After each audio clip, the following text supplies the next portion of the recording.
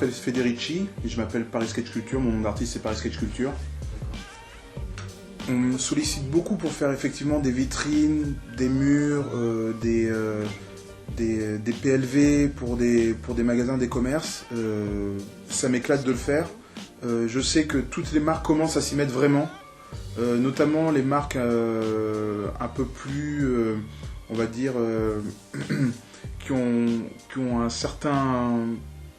certaine expérience dans le prêt-à-porter ou qui sont là depuis un moment, qui vont avoir envie de dépoussiérer un peu la marque en prenant un jeune street artiste. Tous n'ont pas forcément les couilles, on va dire, de le faire, mais beaucoup s'y intéressent et commencent à aller dans ce sens-là. Donc effectivement, le street art est en plein essor. Je sais que là, d'ici 2 ans, le street art sera vraiment à la mode. Moi, ça m'éclate de le faire pour l'instant. Tant que j'ai encore le temps, mais c'est vrai que de plus en plus je prends une retraite dans mes ateliers pour produire et rentrer plus dans une logique de vente en galerie et de rentrer dans ce marché-là. Mais je dois toujours garder aussi un pied à l'extérieur et je garderai toujours un pied à l'extérieur en travaillant toujours dans la rue et en ayant possibilité d'avoir une proximité avec le public. Voilà, toujours. Donc c'est pour ça que avec mon style, de toute façon, on ne peut pas rester qu'en galerie et de toute façon, je me ferais chier, quoi.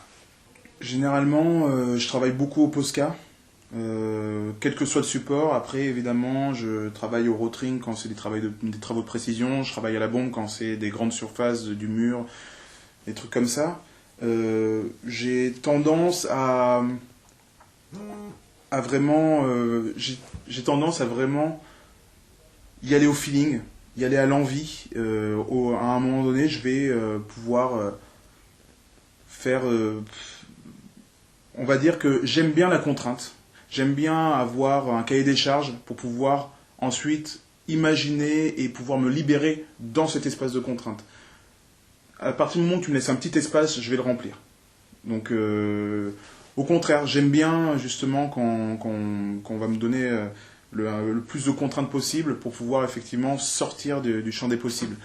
Si c'est rouge, vert et bleu, ok, je vais faire rouge, vert et bleu, mais derrière, tu t'attendras jamais à ce que tu vas voir à la fin.